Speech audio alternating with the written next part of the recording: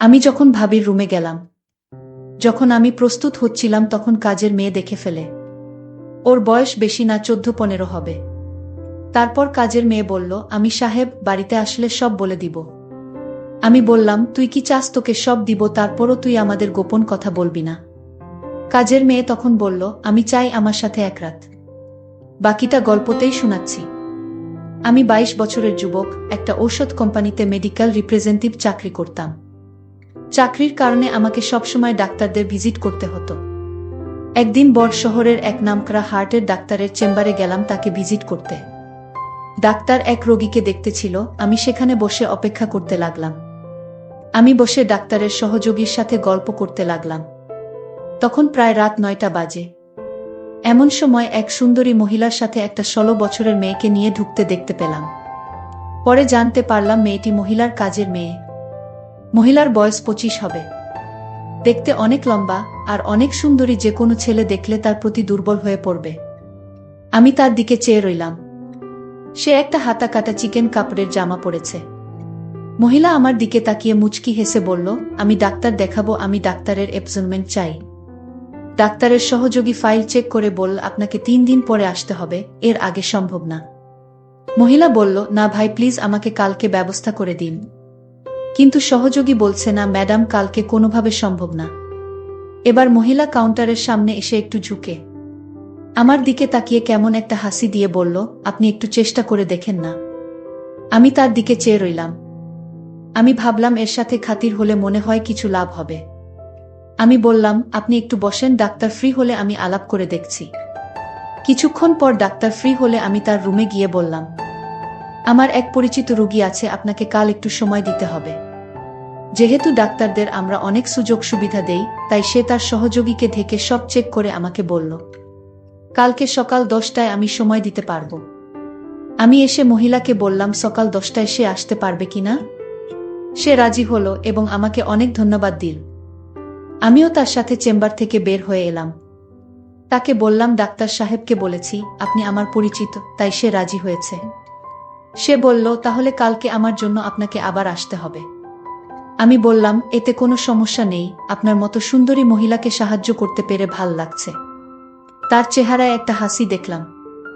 আমি বললাম, আমার নাম হামিদ। সে বলল, তার নাম রুবিনা।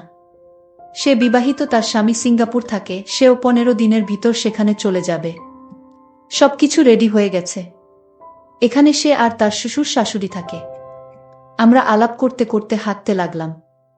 সে বলল, আমার বাসায় চলেন, এক কাপ চা খেয়ে আসবেন। আমি বললাম, আর একদিন যাব। কিন্তু রুবিনা অনেক অনুরোধ করল, এরপর আমি রাজি হলাম।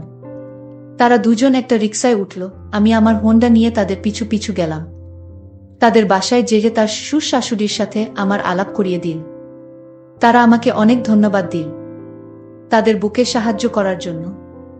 এরপর আমাকে চা দিল। আমি চা খেয়ে বিদায় নেওয়ার জন্য রেডি হলাম। তখন রুবিনা বলল, হামিদ, যদি কিছু মনে না করেন একটা অনুরোধ করব। আমি বললাম, আমাকে আপনি না বলে তুমি করে বলবেন। আমি বয়সে আপনার ছোট হব, আর আপনি কিছু মনে না করলে আপনাকে ভাবি বলে থাকতে পারি। রুবিনা রাজি হল। এরপর বলল, হামিদ, কালকে আমার শ্বশুর শাশুড়ি আমার ননদের বাড়ি যাবে, তাই কাজের মেয়েটা বাসায় রেখে আমাকে যেতে হবে। তোমার যদি কোনো অসুবিধা না হয় তবে আমাকে সকালে এসে ডাক্তারের কাছে নিয়ে যাবে। আমি মনে মনে অনেক খুশি হলাম। আমি বললাম, ঠিক আছে, আমি সকাল 10টার সময় চলে আসব। এরপর বিদায় নিয়ে চলে আসলাম। আমি খুশি মনে বাসায় ফিরে আসলাম। আসলে এখানে এত স্মার্ট মেয়েরা থাকতে পারে আমার কল্পনা ছিল না। আমি সবসময় তা ফলো করে বেড়াই। আমি বাসায় এসে খাওয়া দাওয়া করে রুবিনা ভাবির কথা ভেবে শান্ত হলাম। আর কালকে সকালের জন্য অধীর আগ্রহে অপেক্ষা করতে লাগলাম। পরের দিন সকাল 8টায় ঘুম থেকে উঠে আমি রেডি হয়ে রুবিনা ভাবির বাসায় চলে গেলাম। গিয়ে দেখলাম রুবিনা ভাবি রেডি, আর তার শ্বশুর শাশুড়ি রেডি হচ্ছে মেয়ের বাড়ি যাওয়ার জন্য। আমি আমার হোন্ডার পিছে রুবিনা ভাবিকে নিয়ে চললাম। তারপর বাসার সামনে হাজির হলাম।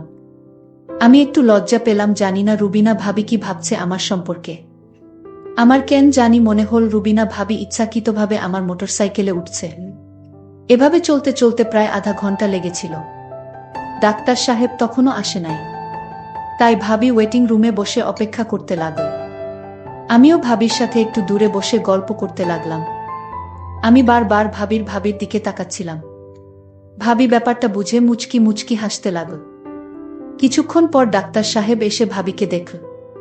ডাক্তারের কাজ শেষ হলে আমি আবার ভাবিকে হোন্ডায় চড়িয়ে বাসায় নিয়ে গেলাম। বাসার কাছাকাছি আসতেই রুবিনা ভাবি আমার হোন্ডা থেকে নেমে পড়ল। বাসায় এসে দেখলাম তার শ্বশুর শাশুড়ি চলে গেছে। কাজের মেয়ে একা বাসায়।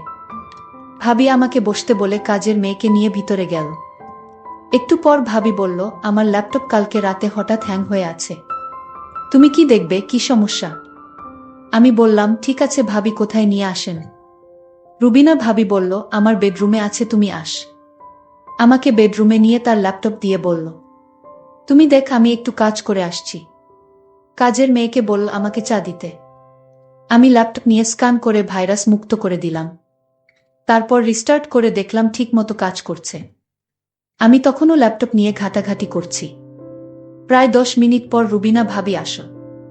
আমি তার দিকে তাকিয়ে অবাক হয়ে গেলাম। তারপর রুবিনা ভাবি আসলো। আমি হাঁ করে তাকে দেখতে লাগলাম। ভাবি বলল, এমন করে কি দেখছো? সে বলল, আমি তোমার মাঝে এমন কিছু দেখছি যা আমি আগে কখনো দেখিনি। ভাবি আমার অবস্থা বুঝে হাসতে লাগল। একটু পর কাজের মেয়ে আমাদের চা দিয়ে গেল। আমরা চা খেতে খেতে গল্প করলাম। রুবিনা ভাবি অনবরত হাসতে লাগল। আমি ল্যাপটপ ঠিক করে ভাবিকে দেখানোর জন্য একটা মুভি চালু করলাম।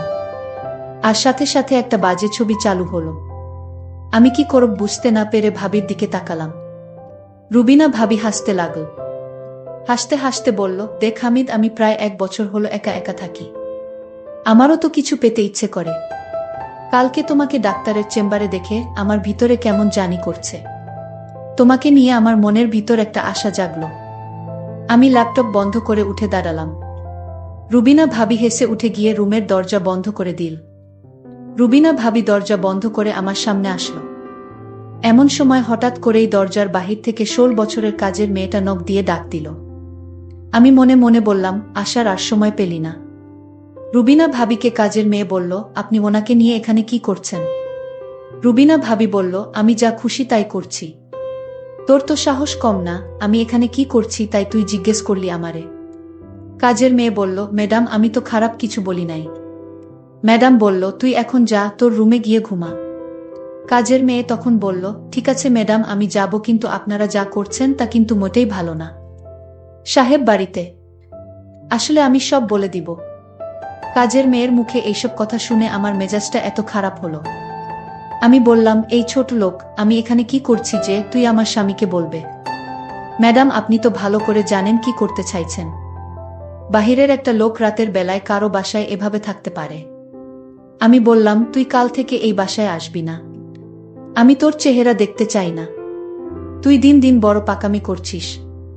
ঠিক আছে ম্যাডাম, আপনার মতো খারাপ ম্যাডামের বাসায় কাজ করার ইচ্ছাও আমার নাই। তবে ম্যাডাম, আপনি মনে রাখেন আজকের দিনের কথা। আজকে আপনি কি করতে চাইছিলেন তা কিন্তু আমি ভুলব না, আর বলেও দিব। আমি কাজের মেয়েকে বললাম, এইগুলো আমার স্বামী কখনো বিশ্বাস করবে না। কাজের মেয়েটি তখন বলল, বিশ্বাস কিভাবে করাতে হয় তা আমার জানা আছে। কাজের মেয়েটি তখন বলল, আমার মোবাইলে সব রেকর্ড করা আছে। একটা অচেনা ছেলে আপনার রুমের ভিতর কি করে সেটা আজ বাচ্চা ছেলেও বুঝবে। কাজের মেয়েটা এত পাকা পাকা কথা জানে আমি জানতাম না। আর তাছাড়া তার মাথায় প্রচণ্ড বুদ্ধি আছে। আমি এখন কি করবা বুঝতেছি না। তখন হামিদ বলল, ঝগড়া করে কোনো সমাধান হবে না, আরও মানসম্মান যাবে, আর তাই আমি এর সমাধান করছি। ভাবি, আপনি কোনো কথা বলবেন না? আমি কাজের মেয়েটিকে জিজ্ঞেস করলাম, আচ্ছা তুমি কি চাও এর বিনিময়ে? কাজের মেয়েটি বলল, আমি কিছু চাই না, আমার টাকা পয়সার কোনো লোভ নেই। আচ্ছা তাহলে কি করলে তোমার মুখটা বন্ধ রাখবে, আমাদের কথা কাউকে বলবে না? কাজের মেয়েটি বলল, একটা জিনিস আছে, যদি দেন তাহলে আমি কাউকে বলবো না। আমি বললাম, এই তো কাজের মেয়েটি অনেক লক্ষ্মী আছে, ঠিক আছে বলো তোমার কি জিনিস চাই। কাজের মেয়েটি তখন বলল, আপনি ভাবির সাথে যা করতে চেয়েছিলেন আমিও তা চাই। কাজের মেয়ের মুখে এমন কথা শুনে আমার কলিজাটা কেঁপে উঠল। আরে বলে কি? আমি তখন কাজের মেয়েটিকে প্রশ্ন করলাম, এর আগে কি তুমি এরকম হয়েছে তোমার সাথে? কাজের মেয়েটি বলল, না হয়নি, আমি আজ চাই। আমি কাজের মেয়েটিকে বুঝিয়ে বললাম, দেখো তুমি এখনো বাচ্চা মেয়ে। আচ্ছা তুমি নিজেই বলো এখন কি তোমাকে বিয়ে দেওয়া ঠিক হবে? কাজের মেয়েটি বলল, আমার পাশের বাড়ির বান্ধবী, সে আমার থেকে 3 বছরের ছোট, তার যদি বিয়ে হতে পারে তাহলে আমার হতে পারে না। আমি কাজের মেয়ের প্রত্যেকটা কথা শুনে অনেক অদ্ভুত লাগছে।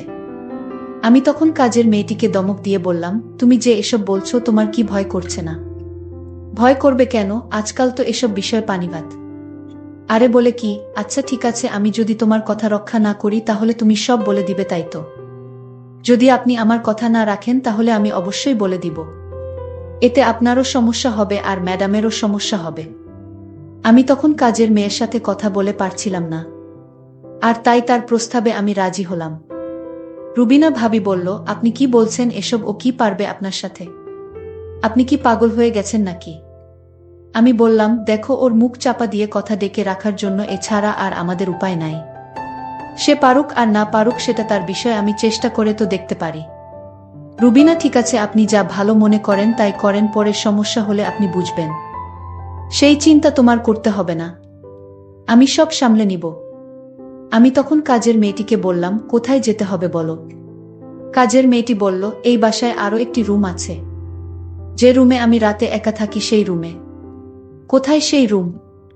কাজের মেয়েটি বলল, আসুন আমার সাথে। আমি কাজের মেয়ের পিছু পিছু গেলাম। তারপর সে একটা ছোট্ট রুমে থাকে, সেই রুমে আমাকে নিয়ে গেল। আর রুবিনা ভাবি বলল, আপনি যান, চিন্তা কইরেন না, আমি আছি বারান্দায়। আমি রুবিনা ভাবিকে বললাম, ঠিক আছে, আপনি বারান্দায় থাকেন। তারপর কাজের মেয়ের রুমে ঢুকলাম। কাজের মেয়ে বলল, আপনি অনেক সুন্দর দেখতে। আমি বললাম, তাই? কাজের মেয়েটি তখন দরজাটা লক করে দিল। আমি হামিদকে বললাম, দেখুন, আমি দরজাটা নক করে ঠিক করিনি। সে বলল, উত্তম কাজ করেছ। কাজের মেয়েটি তখন বলল, আপনার সাথে হওয়ার আগে আপনি আমার হাতের তৈরি করা চা খাবেন না? সে বলল, চা খেলে মোট ভালো থাকে, তুমি চা বানালে আমি অনেক খুশি, আর চাটা খেয়ে নিলে ভালোই হবে। আমি হামিদের জন্য চা বানালাম। আমি হামিদকে চা হাতে তুলে দিলাম। হামিদ বলল, তুমি চা খাবে না? আমি বললাম, আমি চা খাই না। আপনি খান, আমার চায়ের প্রশংসা সবাই করে, আপনিও করবেন আশা করি। তারপর আমি চা খেতে শুরু করলাম, আর কাজের মেয়েটি আমার দিকে অন্যরকম দৃষ্টিতে তাকিয়ে রয়েছে।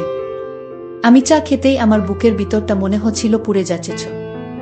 আমি ভাবছি হয়তো গরম চা এমনি হতে পারে। কাজের মেয়েটির হাতে আরও একটি চা দেখতে পেলাম, আর সেই চা ম্যাডামকে দিয়ে আসলো। কাজের মেয়েটি যখন চা নিয়ে ঘর থেকে বাহির হলো তখন আমি বুকের জ্বালা পুরায় ছটফট করতেছিলাম। ম্যাডামের কাছে চা নিয়ে যেতেই বলল, হয়েছে তোর কাজ? আমি বললাম, না ম্যাডাম, এখনো শুরু করিনি। আমি বললাম, দে চা, দিয়ে তাড়াতাড়ি যা। এইদিকে ম্যাডাম চা খেতে শুরু করলো। আমি আমার রুমে গিয়ে দেখি হামিদ চা খেয়ে মরে পড়ে আছে। আমি এটাই চেয়েছিলাম। আমি কাউকে খারাপ কাজ করতে দিতে পারিনি, যে কাজ আল্লাহ পছন্দ করে না। আমি সেই কাজ করার আগেই আমি দুজনকেই শেষ করে দিয়েছি। আমার মনের ভিতর খারাপ উদ্দেশ্য ছিল না, আমার উদ্দেশ্য ছিল এই দুই শয়তানকে শেষ করার। বন্ধুরা, আজকের গল্পটি কেমন লাগলো তা অবশ্যই কমেন্ট করে জানাবেন। আর এরকম নতুন নতুন গল্প পেতে আমার চ্যানেলটিকে সাবস্ক্রাইব করে পাশে থাকবেন। ধন্যবাদ।